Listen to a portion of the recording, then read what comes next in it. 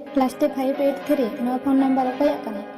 छात रे सितुंग रे लुगड़ी तसी तसी ते नोआ कथाय मेन किदा रिपा आमके तीन दिन लहारिन मेन का मिया इन फोन अलुम जोटेका नोआ अकोय नंबर ओना बड़ाई कते आम दो चिम चिकाया बाड़ाई आम नवा के मेना किंतु कि आम बाहु कने फोन सारेना इने हो अधिकार में प्रतिदिन कामी को हेय कते आमा नोना को कथाñ अंजम तेहना प्लीज इन बहो आलुम लोलो चीतिन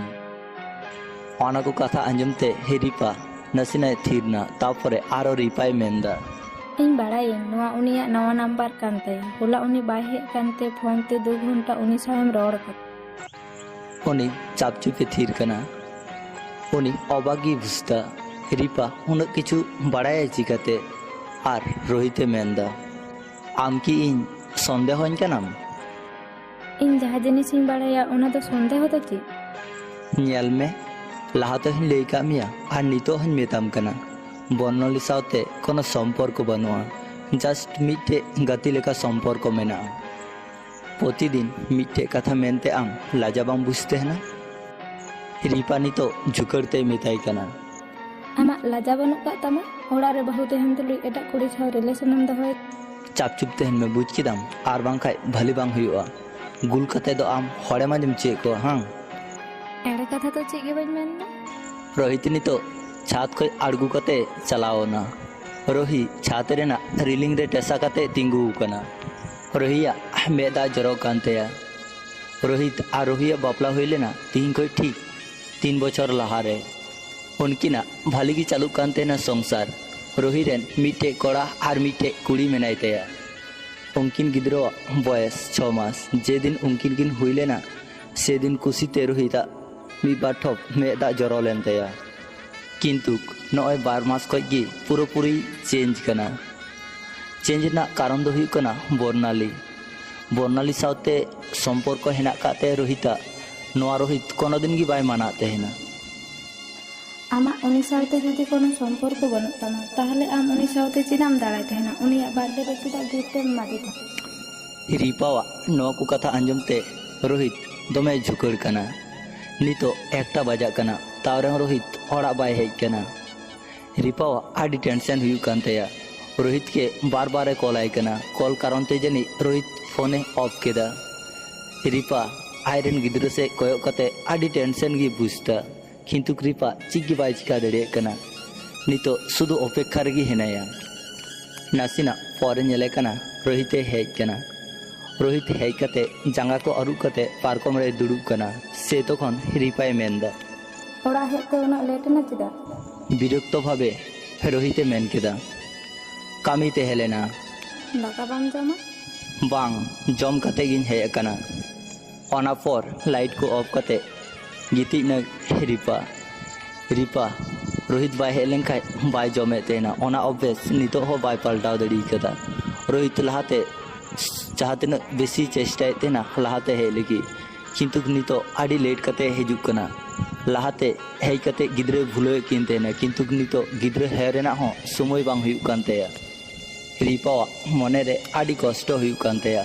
दाका इसिन ओड़ा रे चलाव कते बय बय ते रादा उनकिन प्रतिदिन गिकिन देखा तेहना तीन रविवार कना उनकी रविवार प्रत्येक रविवार किन देखा तेहना तीन उनका गी बर्नाली लहाते हेज कना किंतु रोहित बाय हिजुक कना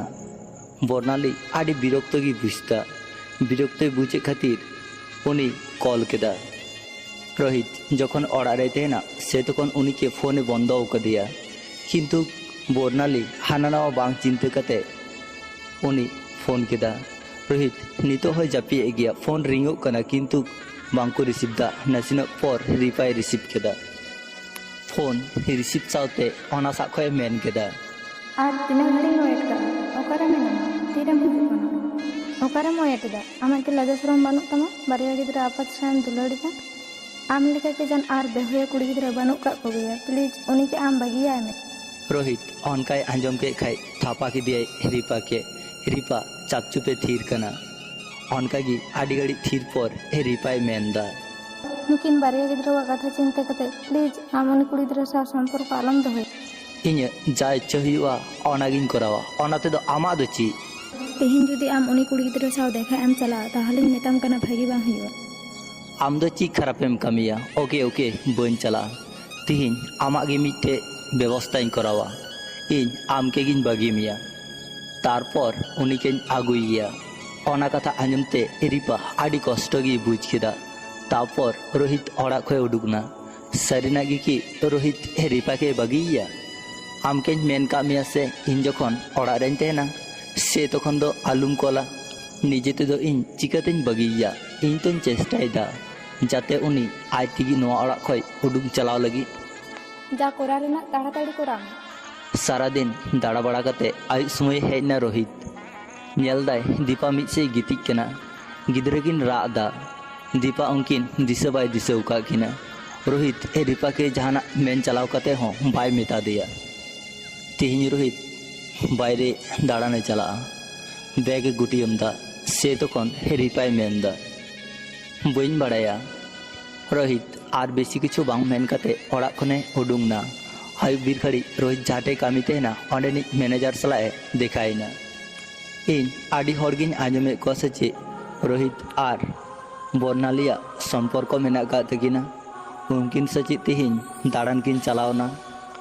ओना कथा आंजम कते रोहि ओंडे खय हेना रोहि आडी खराब गी बुझता तिहिन पे दिन हुयुक कना उनिया कोनो खोज खबर बनुक तया फोन आई कने फोन हो ऑफ की तया तिहिन रोहि बैग कोई गुटियम दा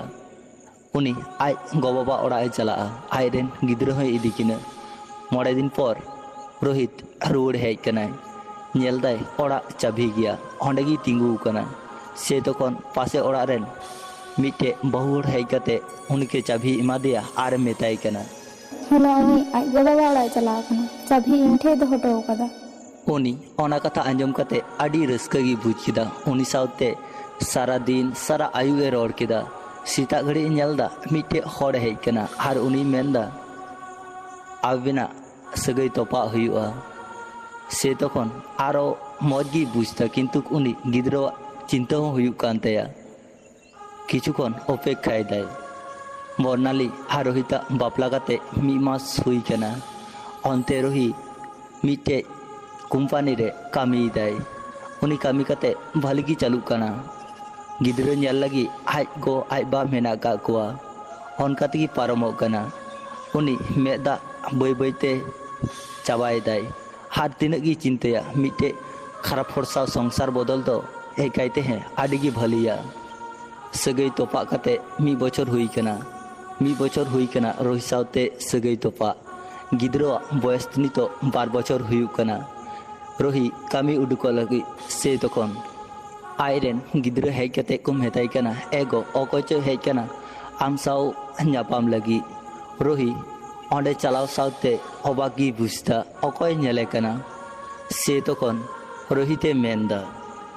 रिपा